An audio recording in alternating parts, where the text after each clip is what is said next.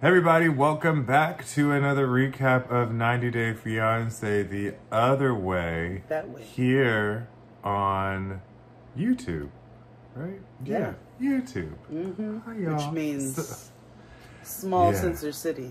Yeah. Yeah, a little bit. Just a tinge. Yeah. I'm gonna keep it real with you, Chief. This episode, minus Debbie and Osama, because that was like, bitch, what the fuck? Well, when you said what, like, you were bored, or? I was bored. Like, I have opinions, don't get me wrong. Oh, I was like, I had many opinions through the episode. But like, it was... Anywho, maybe because I was in like a mood when I watched it, and I also think that 90 Day Love in the Paradise Caribbean, wherever it is better. Yes. Okay. It's because you know what I mean. All of these couples except Gabe and Isabel are draining. They are, and also them. But I also am just fascinated. I'm so fascinated. I don't know. I'm invested. You know, I'm really entertained by Ginny and Samit Jr. I know Black Puppy lost his rabbit ass mind. Okay, you know what? Where do you want to start? Let's just start. Who you want to start? I want to end with them, I can tell you that. Okay. Let's start with Gabriel, aka Miles from Blackish, and Isabella. Oh, okay. Yeah, and his home sister Hater. She is a bitch. Yes. you can say it, I can't. I can. But yes. Now we got a little more insight towards the end, but we'll talk about it. No, I know. So, even then, I know. That's why I said it. She's a bitch. She's a bitch. I might have punched my sister in the vagina for doing all of this. Like minutes before my wedding. What the fuck? Like my note says Isabel should fight her. Like she should bite her. Yes. Yeah. So Gabe is back in Colombia. You know, he's greeting his fiance, you know, besos, all that jazz. And they're also gearing up for the wedding, and also the fam is coming in from Miami. And it's just big chaos going on. Now he tells Colombia. Isabel in this moment that Monica wants to. Also, is his mother not Latina? Maybe she's Latina.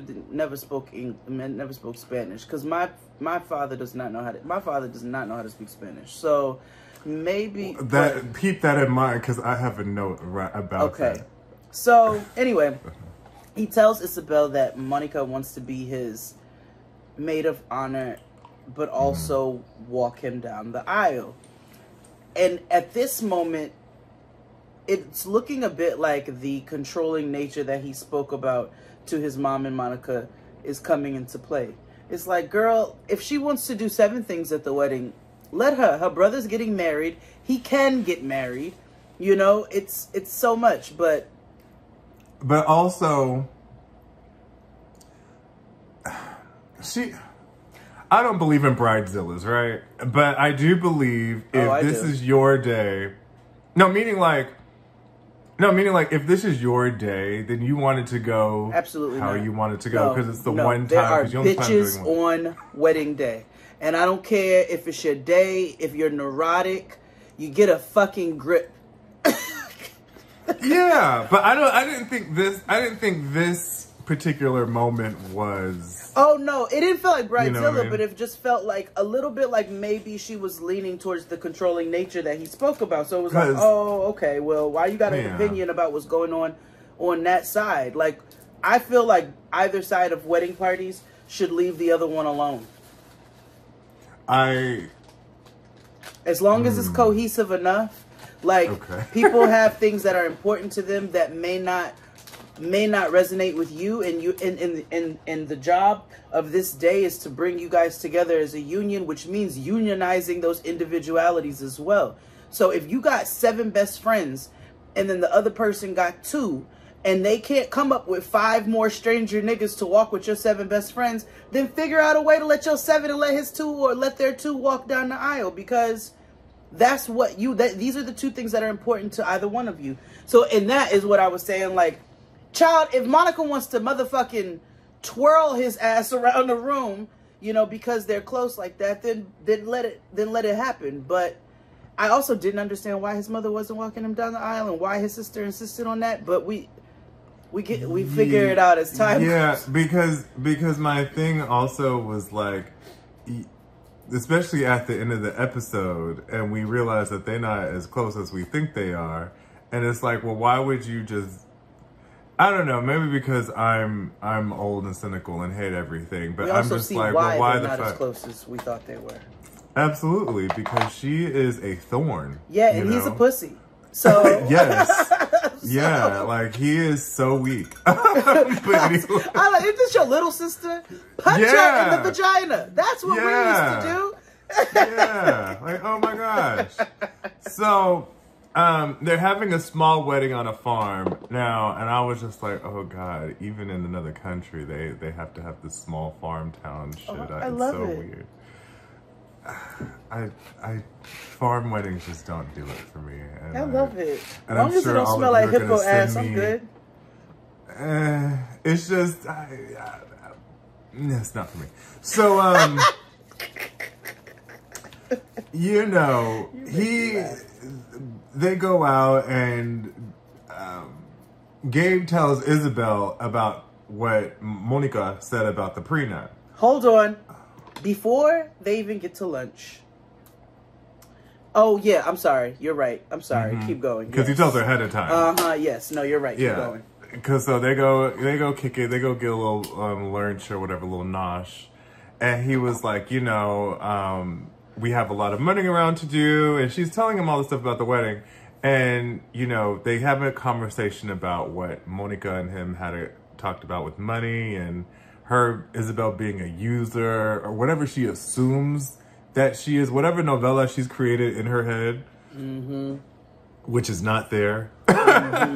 And so Isabel was like, hold on, wait a minute, hold on. You want me to do what? She was like, in not so many words, like, you don't really have much for me to sign, but work. Yeah, she was like, and on top of that, what you got, I do half of. So yeah, like I don't really work if that's how you feel. And he was like, no, I'm just telling you that's what Monica said. Which also, why would you tell her that? If you knew you weren't gonna present a prenup to her anyway, and it's not something you wanted, why would you tell her that? Yeah, although, actually, because I knew it was going to come up later. And so I'm kind of glad that he brought it up in hindsight, but in the moment, I agreed with you right there. Same. Like, nigga, why the fuck would you tell her? You know she's not well in the head. Yeah, no, no. Neither is your sister. No, not at all. So, she's a little offended by by her comments by proxy. She was like, oh wow, what the fuck, no, she don't even know me. Which is Isabel's whole argument this whole episode. This bitch don't know me, and she has a lot of weird judgments and assumptions for somebody who would be with her brother who she loves and should trust to make sound decisions. Doesn't sound like that to me, but okay. So, you know, his mama and sister and her nigga come. / bodyguard. Bodyguard, yeah. Everything was cool, you know, like, with the mama and her. Yeah. Like, because in my head, that's all that should matter, right? Like, you got to get in good with mom. Not in this family. Mother plays a full backseat. Which, she need to grow some. I said, get your fucking daughter together. Like, yeah, where's your chancla? She's being rude as fuck. So, yeah. Like XD said, Mother and Isabel have a lovely, you know, meeting, and you know the energy is nice and calm. His mother made Isabel feel more comfortable, and then here come Monica with her sour grapes ass face. Her attitude was not necessary. It was nasty. And she proceeds to enter Colombia in the Colombian airport, essentially shaming Isabel for not speaking any English. Yeah, that was so weird. She was like, you don't speak any at all? Any English? Man. Ugh, okay. And I was like, okay, bitch, see, where are we? Here we are. And I said, this is the moment I knew y'all was from Florida. See, here I was like, Gabe is trans. You all support your brother. You know what I'm saying? You guys are on the right side of politics, hopefully, which I guess, why would, that is not necessarily true. Caitlyn Jenner. And what's the other one's name? What's it, what's their name? Winter Storm? Stormy, what, no, Monroe. Flames Monroe. Like, oh, her, yeah, she a little, there are homophobic and transphobic trans people and allies, which are not allies. I knew they were from Florida in this moment when she shamed the girl in her own country for not speaking English. I was like, there it goes right there. There's the hands. There's the fucking hands. So they go, it's awkward in the car. And Isabel asks, you know, all of this is obviously through the translator. But Isabel asks Monica if they can take a moment to talk at some point today. And instead of, again, you don't know your brother's fiance like that. She's asking you to have a sit down. Instead of being like, yeah, like, let's chat. She's like, about what? What she want to talk about? Like, she was on guard from the minute she arrived. Actually, before that. So they get to lunch. And this is where we start to kind of see what Monica's issue was, and that it is misdirection. Her frustration is misdirection. She is frustrated and hurt that she does not know any information about Gabe and Isabel. She doesn't know how their proposal went. She doesn't know many details about the wedding, and she feels like they were much closer than what they actually were. Yeah. But she's very like attacking Isabel, like, you know, what do you bring to the table, essentially? And remember when I said my note about like not speaking English or whatever? So I said in my note, Isabel gagged her. You can't out Latina a Latina from the motherland. Isabel put on, listen, the greatest promo ever. She said, let me tell you something. And calmly, too. Via Google Translator or whoever the fuck. That TikTok lady voice was working. She said, Gabe and I are fine. Whatever you think is going on is not. Like, I don't need his money. And then Monica was like, you know, well, what about the sign up? She was like, I'll sign it. I don't have a problem with it. He ain't really got nothing, but what makes you think that I'm here for him? I'm not here for the money. And so Monica the whole time, egg on her face, just like, oh, because she's so gung-ho and trying to find something. On top of that, Isabel's calm nature, like you said, it frustrates her, and she was very, and whether you all spoke the same language or not, Isabel was very clear with her body language and her tone. So you could see Monica start to shrink a little bit because she was getting checked. She was getting checked. And so you can see that Isabel was winning because Monica started crying. Good. Because Isabel was like, it sounds to me you ain't got shit. You don't have issues with me. You just don't know me. It seems to me like, why don't you know me through him? It sounds to me that y'all got issues, so this has nothing to do with me, so you need to redirect. She said, seems to me that y'all ain't as close as you thought you was. But it wasn't in a nasty way, but it still was like, stinks. That's when her nigga had to hold her. Had to comfort her. Bodyguard is up here working. He's rubbing the hands, the arms. He knows what time it is. I can only imagine the hell she'd be giving that boy. I can only imagine. I can't say that here. But yeah, I can. Remember, he called her the boss at the tattoo shop, but Mama is not a tattoo artist. No, she is a... I know, you know how you talk about certain people with the name tag? Yes. Yes. Yes. And an iPad. That is She's a bitch at the DMV. She's a bitch at the food stamp office. Like, girl, get a grip on your attitude. Yeah, like, girl, you don't own this. She's like, every girl I went to school with, but wishy-washy ass bitches. They be, oh my God, that's my best friend. Next minute, what's wrong with you? Nothing.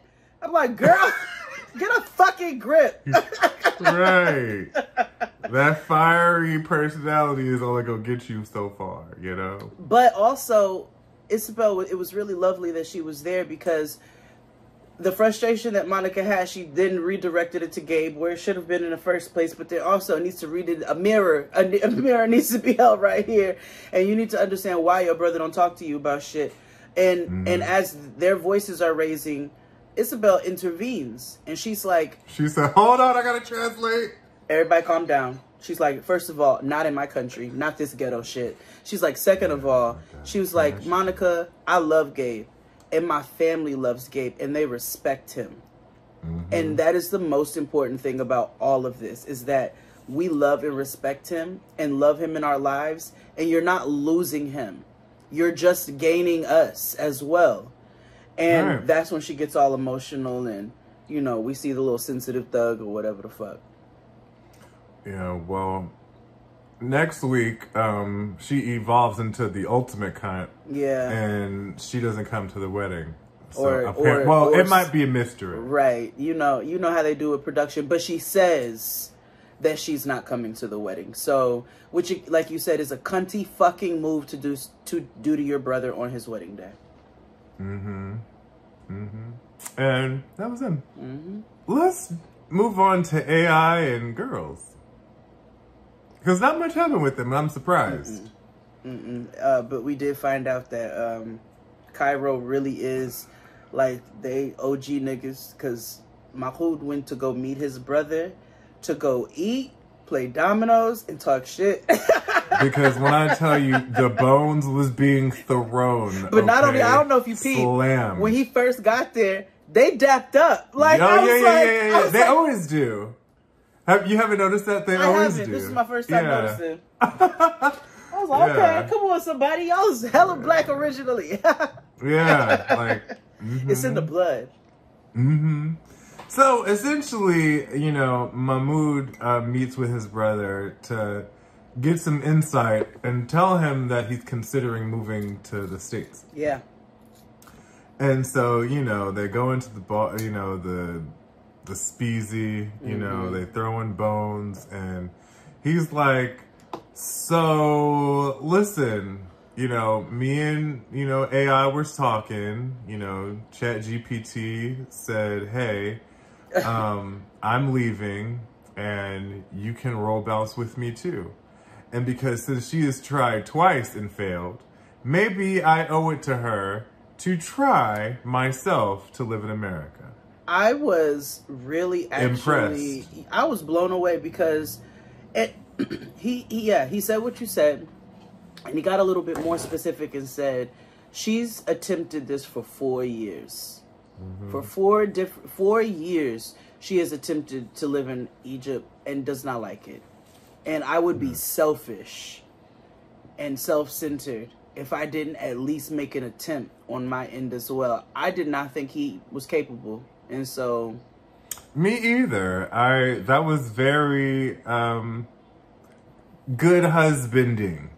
Let's go with that. That was very good husbanding of him. And of course, in true fashion, there has to be some, like, somebody anti or somebody against it, right? And so his brother was like, you don't need to move to America. That's cute. That's cute for you. Yeah, like, you don't need to. And his rationale was like, he a little too rigid for America. I think his brother thought he was too rigid and too soft. Yeah. Because I tweeted, like, again, they're going to eat him alive once he gets to WeHo. Yeah. You know what I mean? He not going to know what to do when he sees a 6-foot drag queen. No. You know. at Sprouts. You know what I mean? Yeah.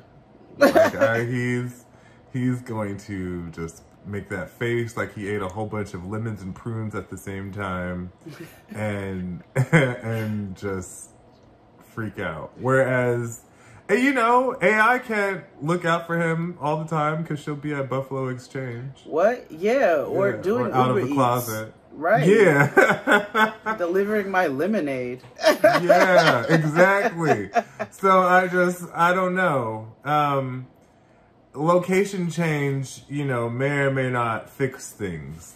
You know, that's what his brother tells him, and that, which I agree. Yeah. They have deeper issues to work on, because this can carry on, like, because his brother was like, you argue about clothes, so what happens when you get to America? When she on her own turf. He's like, what? Rules apply everywhere. It's the same. It ain't different. He's like, okay. Okay. You won't be able to know when she having that beer with her friends in Pasadena again.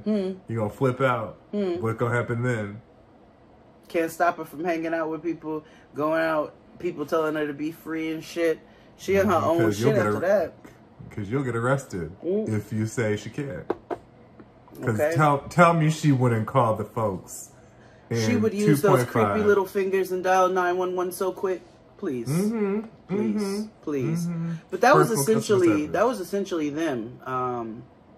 Yeah, he's considering a move to the States. They applied for the visa, and we're going to see what happens. Let's move on to Debbie and Usama. Ooh. Ooh. So it's Jusama and Hyde. Yeah. He totally flipped the script. I didn't see this was coming.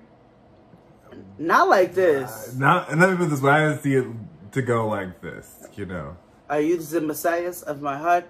So remember when we left off last week, and Osama said he flipped the script on her, told his family one thing, told her another. They had the plan they were going to live in Ramat, and then he told his family, oh no, I'm going back to the U.S. with her, I'm going to get a visa. And remember, I said in the beginning of this shit that he was a fuckboy. Said it. I was like, he wants to go and cakewalk and fucking drink cappuccinos at coffee shops and do absolutely the fuck nothing and get off this farm. So he tells her he wants to go to the U.S. because art is valuable in the U.S. and it's not valuable where he's from. I want to make sure that we note that the painting that he was making was equivalent of like the things that Noah has made for XD over the years on her Fisher-Price canvas. That is what he was what he was painting while they were overlooking the sheet. It was like he was trying to draw a Picasso painting from memory.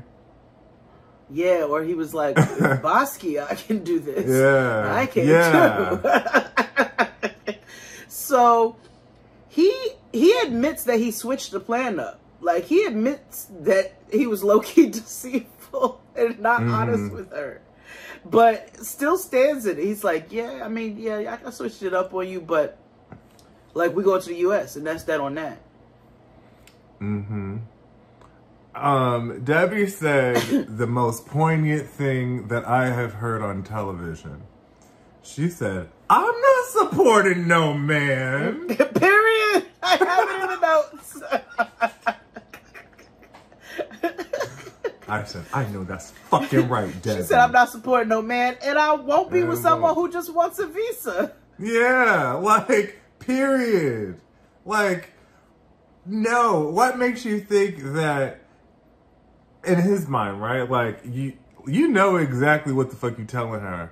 And what makes you think she gonna change her mind and flip the script? Because I can't imagine how much coercing it took for you to convince her to move to Morocco because she's old. I don't think it took that much because she ain't never really wanted him to come. She ain't never said she desired for him to come live there.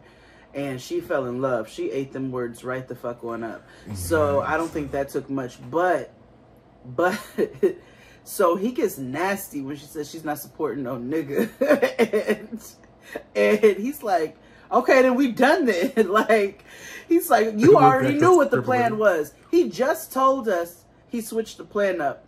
But then he gaslights her and makes her try to think that she knew that this was the plan all along. That lady has never known this was it. She's been saying the same thing from day one. And this is why I call her Tanya McQuad. She's kooky as fuck, just like she was on White Lotus, but also not the fuck stupid. She's not dumb. No. And she has her boundaries. I'm not going to do this. Like, this is a hard stop. I am done being the messiahs of your heart. So, I died. I had to put this in. I had to put this word for word, I think. She goes, I opened the door and a poem slipped through. And I was stupid and read it. I'll never read another person's poem again. Everything is so, like, southern and dramatic and like a Danielle Steele novel. You know? And I swoon, I declare. And I declare. It's like Gone with the Wind, but like on TLC. Sarsaparilla under the willow tree. So, like, she packs her shit up. He tells her to get to step in. She packs her shit up and production takes her to a hotel.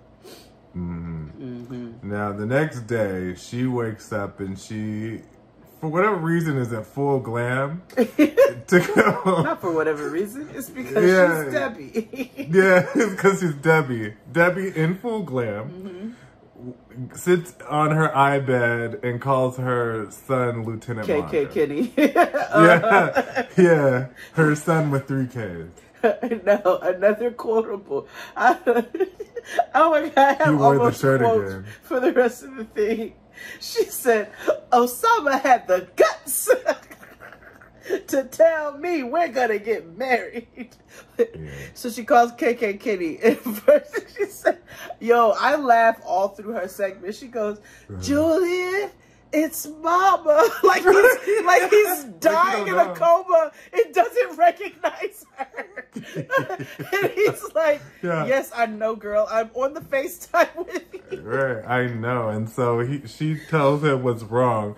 And he uses kind of like, well, while you were telling me your feelings, I thought of an action plan. And so he's like trying to orchestrate like airstrikes against the country. Oh, his racism is growing at rapid rates. Like the Team America song like came on, like he was eating freedom fries. It was just everything Shooting was going. ARs off for fun. Okay. It was just 4th of July, just red, alligators white, and blue roaming everywhere. around the backyard. America, back-to-back war champs.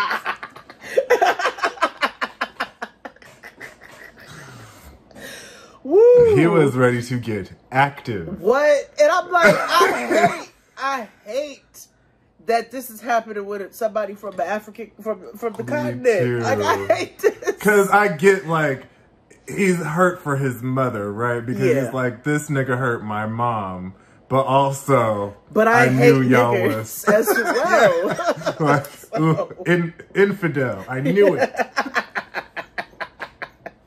And it don't help. And I wish Osama would have just been an asshole. Like, I wish literally it would have just been that.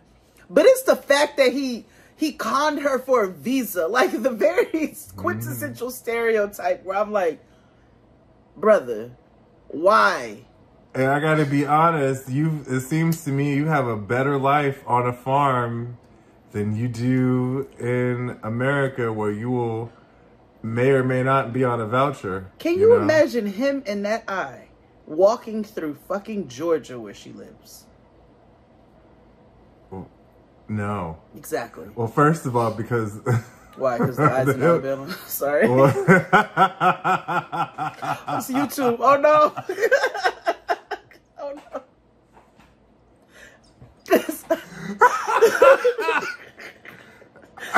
I forgot what I was going to say. I'm sorry. But that's them. Yeah.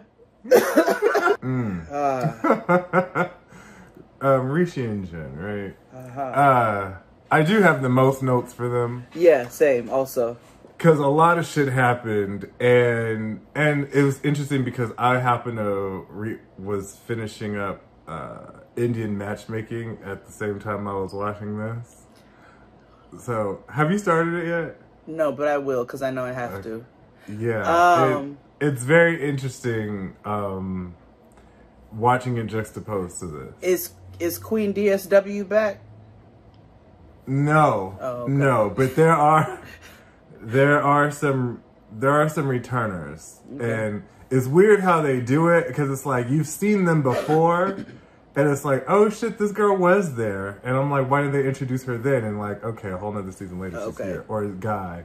Okay. But Aparna is not on this season. Auntie Seema said, I don't know. She said bye. She said, I can't, you're unmatchable. Yeah, but there's somebody worse. Like Priya, like she is draining. And like... Oh, there's somebody worse? Yeah. What's her name? Her name is Priya. No, the other one. Oh, Aparna. That's right. She's not as bad as Aparna. She's just as bad in a different way. Okay, super particular. I'll just start with she's divorced, and you know that makes it very difficult for Auntie Seema. Got it. Okay, which has to culturally. Yes. Well, Jen Mercado is using the translator as her bulletproof vest in the open of the. Yeah, so you know they go over to her and the home haters go over to Rishi's Cribbington, and you know he's kind of like trying to prepare his family, but he has no idea what's about to happen because Randy with the eye is about to drop a pipe bomb. What he did know though, I didn't realize that he knew until into their segment.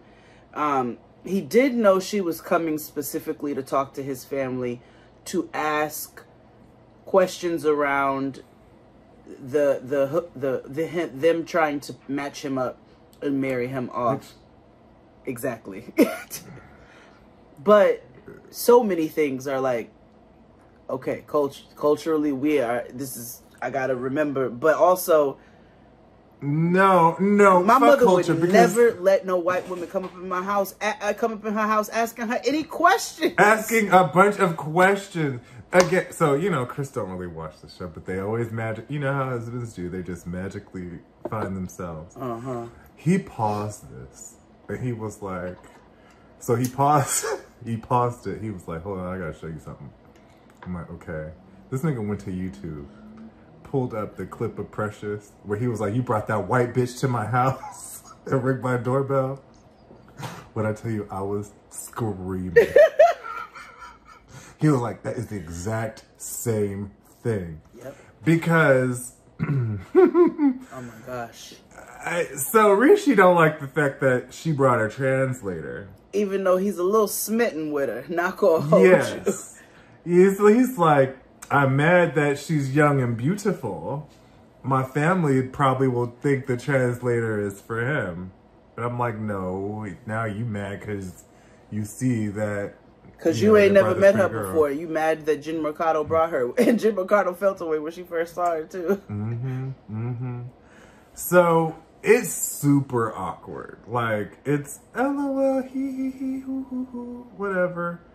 And, you know, my note is where you and I connect, right? It's like, as his mom, why wouldn't she stop and ask, why the fuck are you asking me these questions? Who are you? Like, because, like, even from jump, like, when we first met them and she first started talking to them, like, why did you have all these, if you're just his friend, and you keep saying this is his friend, why does she need to have wife training school? And because remember they put her through like a 10-week course or whatever. Yeah, but his mom and them didn't know about that. Yeah, but even when she met them, you know what I mean? He was still like, yeah. How do you do this? Like, did you explain like is she writing a paper on y'all or something? Right. I don't understand how they don't ask no questions about her presence. Remember, she was at his sister's wedding. Like, who are you? Who are you? Yeah. So his mom and Uncle Gahindra, And his mom answers Jin's and her friend's questions. And she confirms that they had about 2 to 4 proposals towards him, but he never spoke to any of the ladies. And then, this is the only time I agreed with her friends. When the one friend said, do you think this is weird for us to be asking you all these questions? Yeah, Randy with the eye. The one with the face, who too looks like she eats lemons and prunes. All the time, and shits them out and eats them again. So, the interventionist...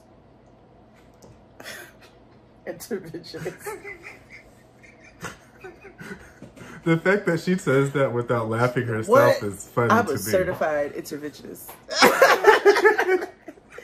She spills it all, okay? She's like, well, the reason we're here is because he's not on drugs and they're engaged. Mic drop. Boom. And they live together. And I'm coming before you as a woman to tell you that my friend is engaged to your son. Yeah. He's dying inside. They set Bindia the fuck up because... in a heated seat moment, okay? Yes. Bindia's stressed because she's like, how do I translate this? Oh, God. Oh God. She was like, why did I accept this job? All money ain't good money. No, I gotta stay off Facebook. Okay, girl. Hey, Craigslist, you can't accept this job. No. So, this is truly a blind side. What? Because his mother and uncle were like, we thought these questions were about like bitches from the gym. Right. Or modeling. Yeah, you know what I mean? Or modeling. Like, okay, you? Huh. Okay. So their initial reaction was just kind of like bewilderment. Because they were just shocked. And so a lot of, since they didn't know what to say, they're also not rude people. No. And so although that her mother was, they were like, are you okay with it? And she was like, yeah. Sure. The main concern I have right now is the language barrier. And how does she expect to take on all of this? Because like we said last week, this is mother's retirement plan. And she fucking with it. Right. And, you know, Jen Mercado was like, oh, you know, I want to live, in a deluxe apartment, in Mumbai. In Mumbai. In the sky, a deluxe apartment in Mumbai. Moving on up to Valhalla, you know what I mean? So...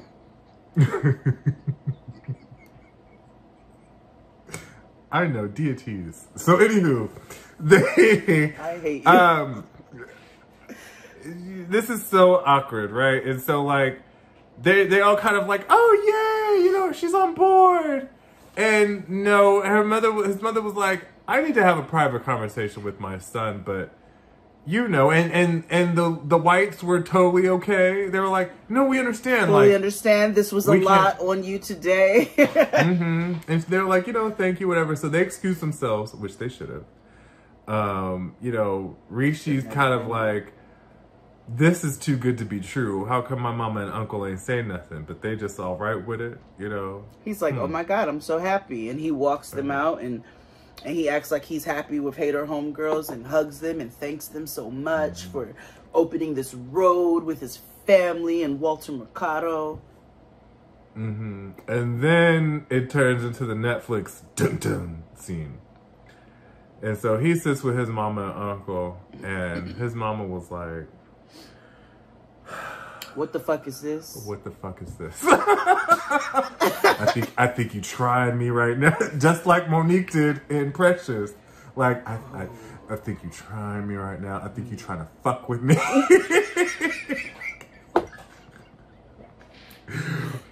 Because what do you mean? You've been fucking with this girl for 3 years and you ain't told nobody. She was like, we need to talk to the family to discuss this. Yeah. Like, because you can't just drop this shit on us and think everything is going to be cool. We're really disappointed in you. So then after that, she was like,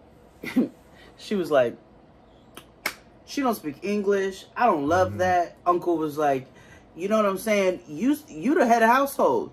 So she want to live in Mumbai. How the fuck that's supposed to happen?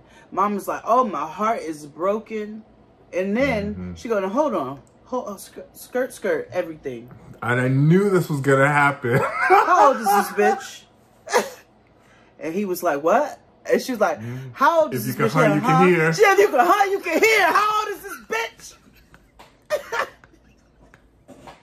And she goes, 48. 40 motherfucking 8 years old? Are you serious? When I tell you, both his mother and uncle's heads spun 4 times. They was like, oh, did you hear that nigga? Did you hear that nigga? She is 40 fucking 8. Uncle was like, I heard it. She 48. Yeah. He was like, she 15, 16 years. You're saying 16 years, nigga. I know exactly because I birthed this nigga out of my coochie. I know. And she is 16. How you gonna have babies?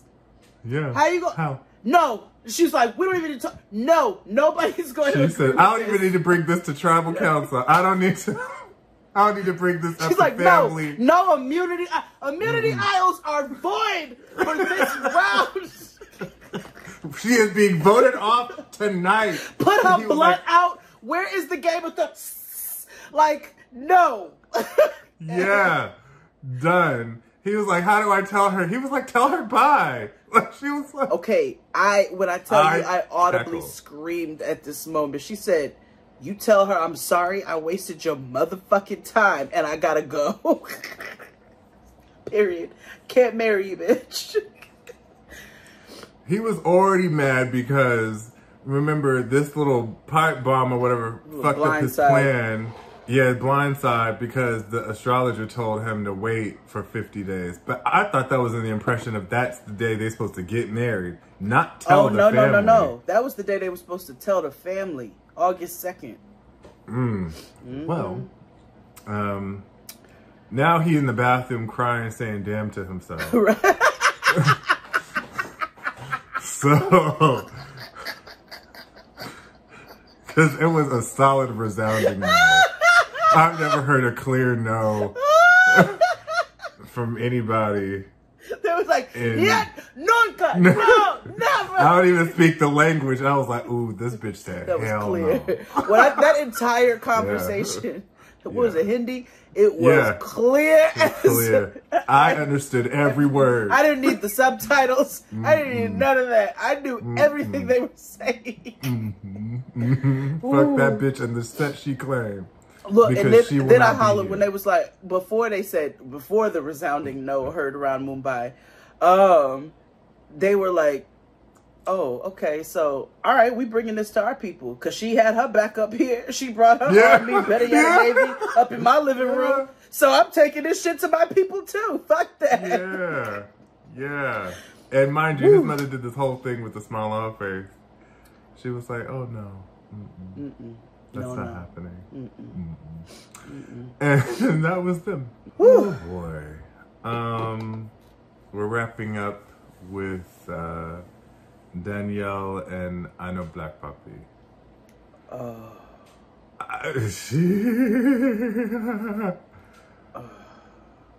Now, for all intents and purposes, he did warn her. He did. He said, if you choose to do this... Now, mind you, we said we didn't know what these consequences would be. The average person would think he's gonna go fuck hoes or get somebody pregnant. No. Oh, no. He did the long game. He said, no, I'm going to embarrass the motherfucker out of you, is what I'm gonna do. Yeah. That's some cut dramatics right there. Oh, it was cut dramatic. Let me tell you something. Your boy was a 6 foot, 7 foot, 8 foot bitch. Like, that was bitch made behavior. Oh, it was so bad. It was so bad. So she starts making some sort of Apollo lie meal because she feels as though, like, in order for this day to go well, which we didn't know what it was at the time, that she needs to make sure his belly is full. Now, I don't know what she thought that she was doing, making instant rice in the Dominican Republic. She said shrimp pasta. Yeah. I don't. Okay. Then there was a big sausage there. I didn't know what was happening, but yeah. So they have a very toxic discussion in the kitchen. He doesn't believe that she needs friends. She was like, "So how would you like me to have friends?" And he was like, "Don't." Yeah. And she feels that everybody should be friends. Like, my friends could get with your friends, and we can all be friends. Mm-hmm. You know, no puffy, but you get it. Mm-hmm. So he's like, "Huh, I don't see that, but okay." Nope. So he was like, she was like, I really want you to meet him, not Caduce, and really just know that everything is okay and I'm not like cheating or anything. And so he was like, I just realized fine. You called him Caduce, and I called him that last week. I didn't hear you. I did not. He look and talk just like Caduce. He looks just like Caduce. Caduce was a time for me, okay? That's a moment. That's a moment. I had a theme. It was Caduce and Justin Guarini. It was weird. It was light skins with the pineapple. It was weird. What was your issue?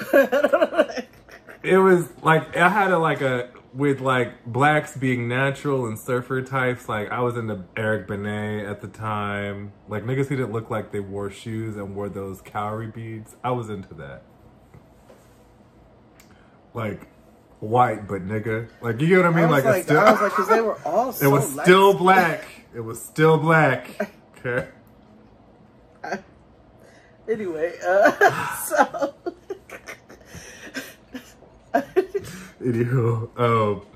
Anyway, they all meet for lunch because he finally agrees, and with a sinister grin, but he agrees. He comes in clowning. Hot. Yeah. Hot. I thought he was about to be phobic, but no, that's not what happened. Initially, he was low-key being. No, he did look like a flamingo, Jade. No, he did, but also... And it was the way he laughed at his own joke. Yeah. Like, it was the funniest thing in the world. Yeah. He cackled. The satin flamingo's number. Did it in his confession? He was like, he looked like a flamingo. Yeah. Yeah. And he did, but also he was like, you won't catch me dead wearing that. And I'm like, oh, here he go with some hater ass bitch shit. So he starts off comparing their heights. He immediately gets up. He said, stand up like your mama does when your cousins come at the holiday. Or like when your grandma comes in. Stand up and hug your grandmother. So stand up. Stand up. And he go and do the shoulders. And it's clear he's taller than old boy, and makes him feel good, I guess, because he doesn't play pro basketball, but old boy does. This is the most insecure moment in masculinity. Let me tell you how I would have left that nigga there. Like, that would have literally been the end of it, because you just showed a side of yourself that I will never be attracted to. And everything about you is fully unattractive at this point. You act like that around me. So they're, talking. He proceeds, starts asking the soft-hitting questions. So the no-hitting questions. How long were y'all together? Oh, we like 4 months. There was like, and they're both on and it doesn't sound like corroborated stories. It was just like, it was the pandemic. That was a unique time. We found solace in one another. And, and then it was what it was, and we were done with it. And I'm not interested in going down that road. She's not interested in going down that road. We like each other as people. And that's that on that. Like, I'm happy to meet you. I'm happy to be here. Biracial Talon came in with a good attitude. I have to give him that. And he kept it the whole time. So when he should have kind of punched Johan in the face. Hold on.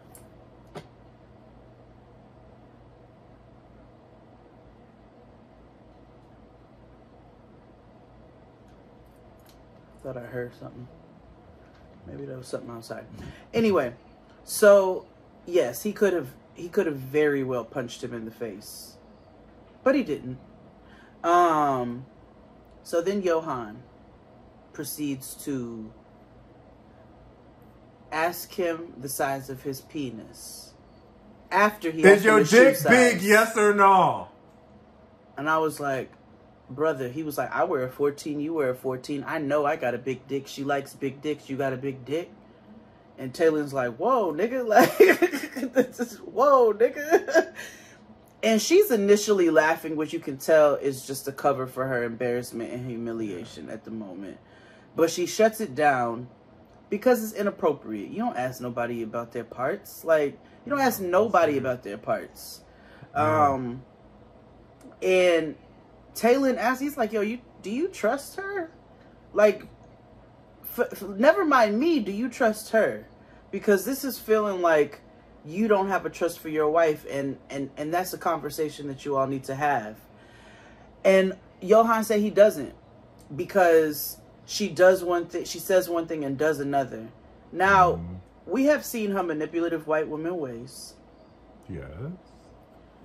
She is highly irritating with this Ifa shit.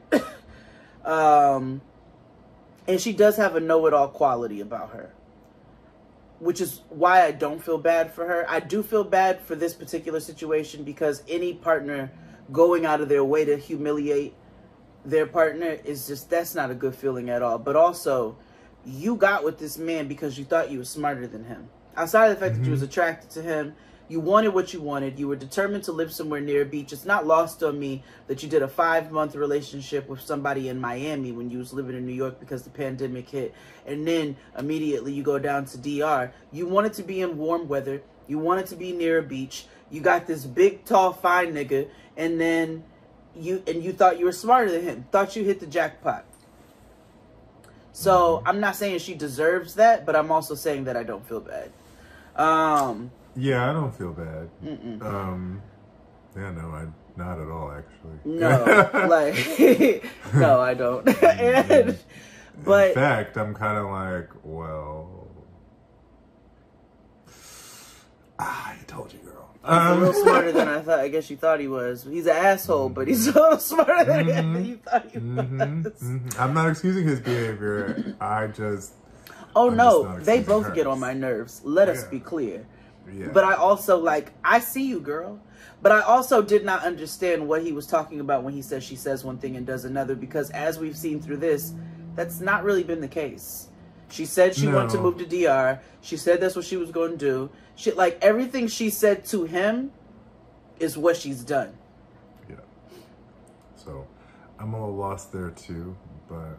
Well, he was just trying to justify his own bullshit. And instead of he was really just trying to piss her off, honestly, and it worked because he was trying to make her feel bad, and for that, I don't like that. I don't like nobody trying to make somebody feel bad because of what they got going on. That's just fucked up. Yeah, and she sat there crying at the table. And that was them. Yep. That's the end of this week's episode. I believe we're running down towards the end here of this season, and we have more to go with other stuff. So until next time, bye y'all.